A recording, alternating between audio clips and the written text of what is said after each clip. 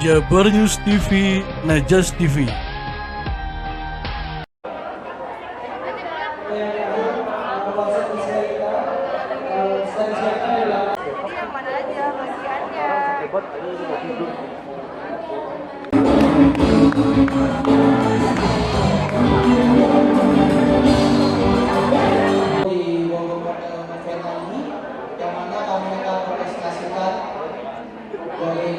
Nama saya Christian Marcelino bersama rekan-rekan saya Desania Muslim.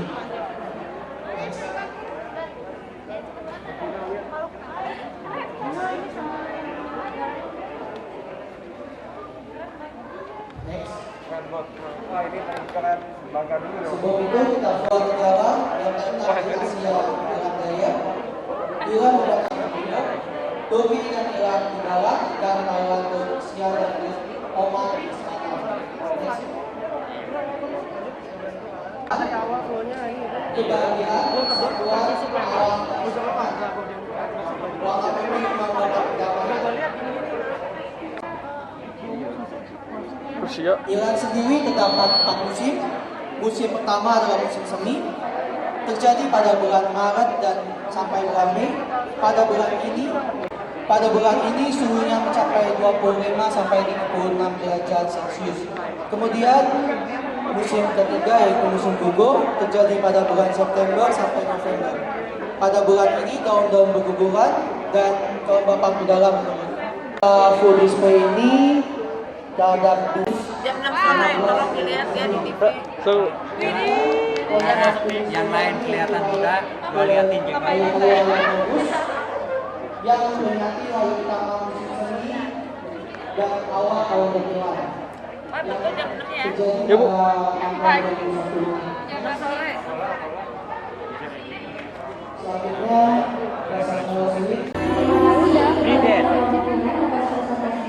tolong. Ya, jelasin apa yang dibikin. So, kalau penjelasannya baik dan benar, jam 6 ada di media.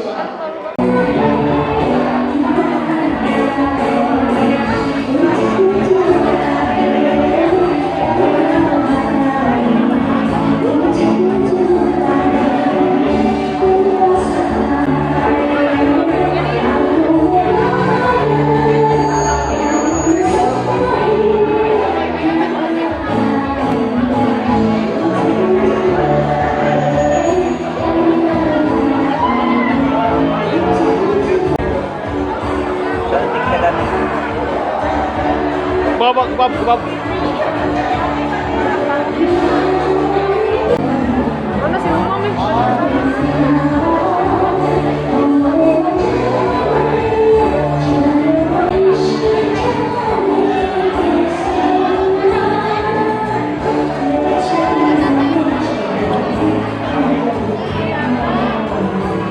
Konsep awalnya sih sebenarnya ini kita diacak Pak, jadi ada undiannya, nah kita dapet India.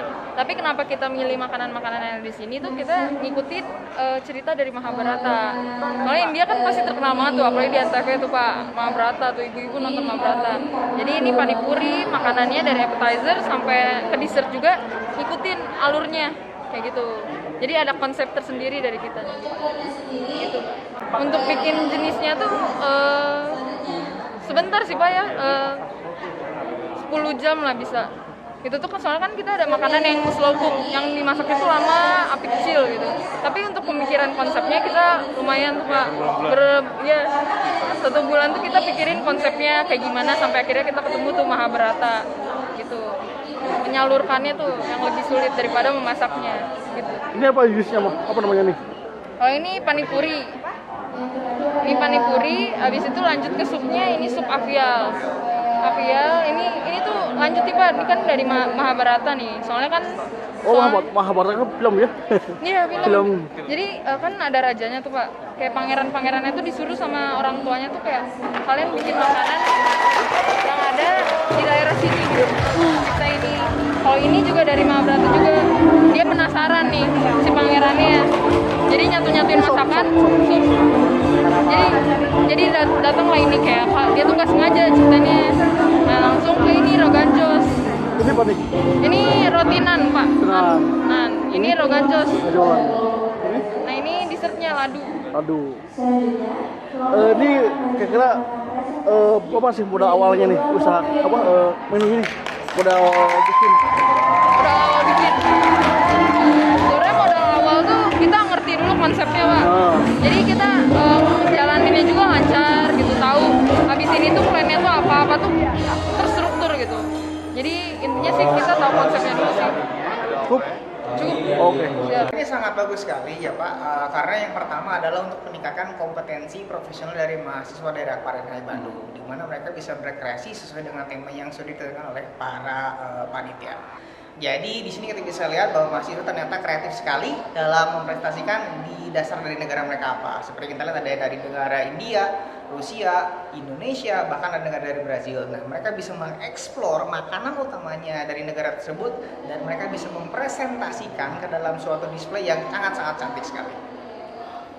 Ini gimana responnya dari pihak mahasiswa ILHI? Baik, mahasiswa terlihat sangat bersemangat sekali karena di situ juga merupakan suatu kesempatan bagi mahasiswa untuk mempraktekkan apa yang mereka dapat selama kurang lebih dari 2 tahun ini.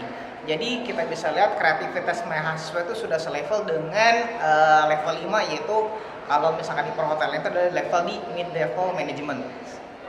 Ini tapi udah ada saya atau emang sering-sering aja gini atau gimana? Ini kita merupakan program rutin setiap 6 bulan sekali atau tiap semester. Jadi untuk kedepannya juga nanti akan ada.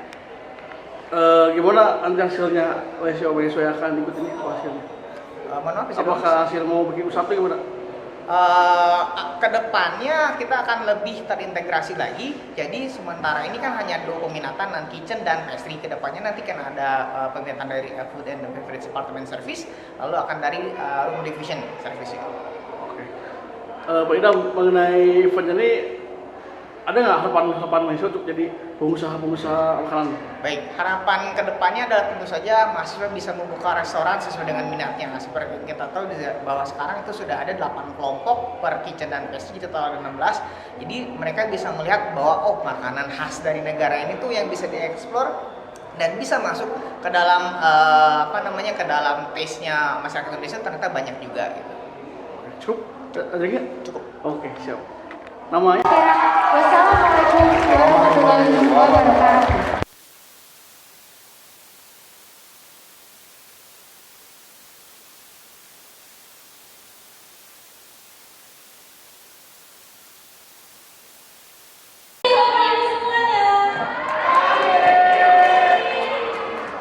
Izinkan kami memperkenalkan diri. Nama saya Irfan, Saya Nabila. dan kami berasal dari kelompok Indonesia Pastry Maka. Horas. Dan ada teman-teman kami lainnya yang bernama Nadia, Ramul, dan juga Putri Felicia. Baik, untuk Indonesia ini kami mengambil konsep berbeda-beda tetapi tetap satu. Kenapa kami mengambil konsep ini? Karena berdasarkan produk pastry yang kami buat, terdapat produk pastry dari Sabang bahkan hingga Merauke. Baik, selanjutnya untuk produk yang kami tampilkan itu ada 3 produk pastry, baby dessert, halim, petticoat, cookies, berbagai macam roti dan juga minuman. Nah, untuk produknya ini kami punya Barongko Makassar. Barongko Makassar ini merupakan produk Indonesia yang terbuat dari pisang dan santan, Bapak Ibu. Nah, jelas dari namanya produk ini berasal dari Makassar. Selanjutnya, Yang kedua, kami menyediakan dessert onde-onde. Onde-onde sendiri berasal dari Mojokerto, dan onde-onde memiliki rasa yang gurih dan juga kenyang saat disantap. lanjut ke produk kami yang selanjutnya, ini mungkin mirip pai susu, tapi ini beda dari pai susu. Yang kami punya yaitu kue lontar dari Papua. Kue ini manis dan terbuat dari sugar. Selanjutnya, Yang keempat, dari cookies kami menyediakan kue sagu yang berasal dari Betawi.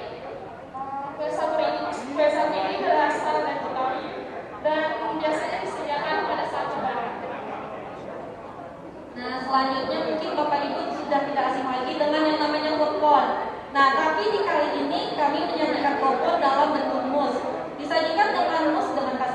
dan juga tak lupa dengan isian kelapa gula merahnya.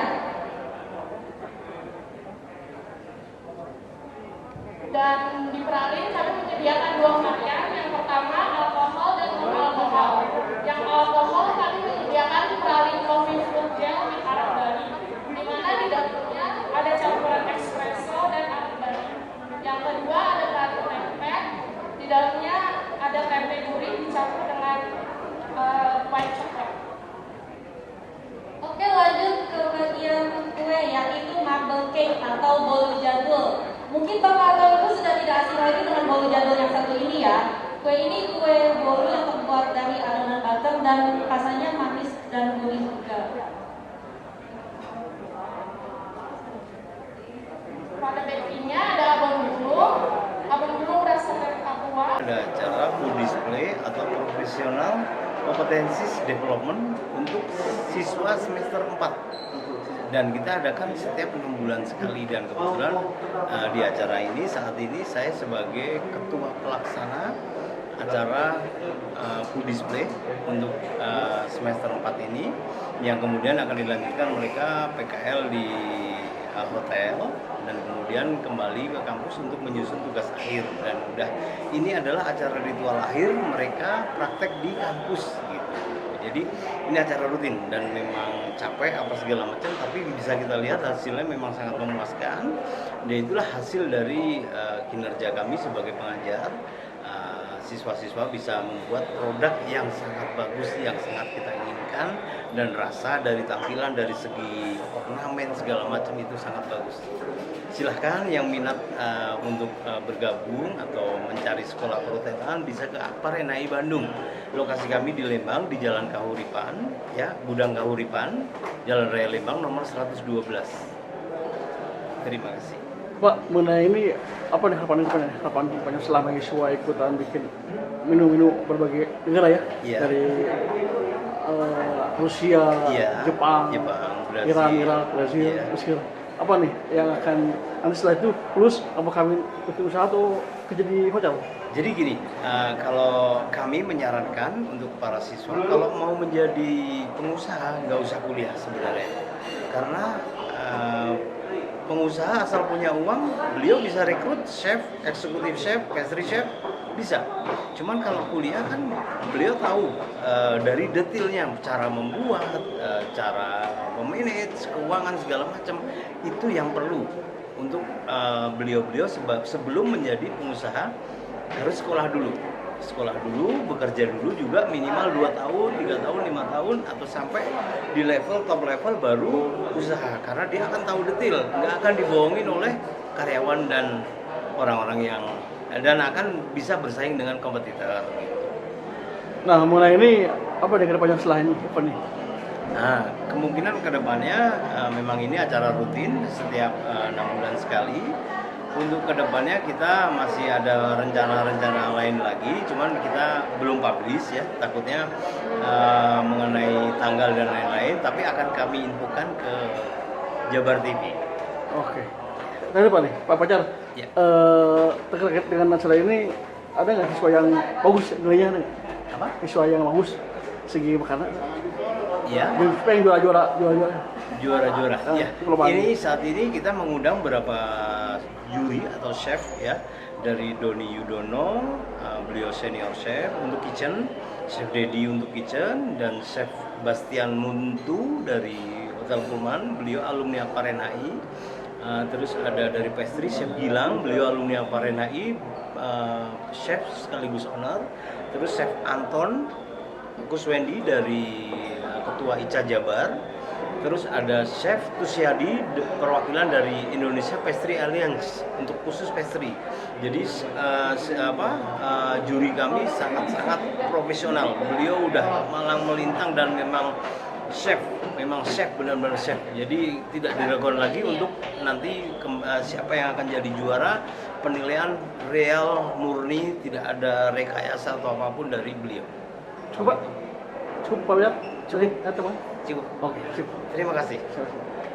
Acara pengembangan kompetensi Iya. mahasiswa. Ya. Jadi memang ini mempunyai peran yang sangat strategis dalam rangka membekali capaian pembelajaran lulusan. Jadi kita ini sebagai lembaga pendidikan vokasi memang diikat oleh peraturan sesuai dengan kerangka kompetensi nasional Indonesia yang disingkat KKNI. Jadi kita dalam menyelenggarakan pendidikan itu harus mengacu ke sana. Sebagai pemegang diploma 3, para mahasiswa itu harus menguasai kompetensi di level 5, Pak.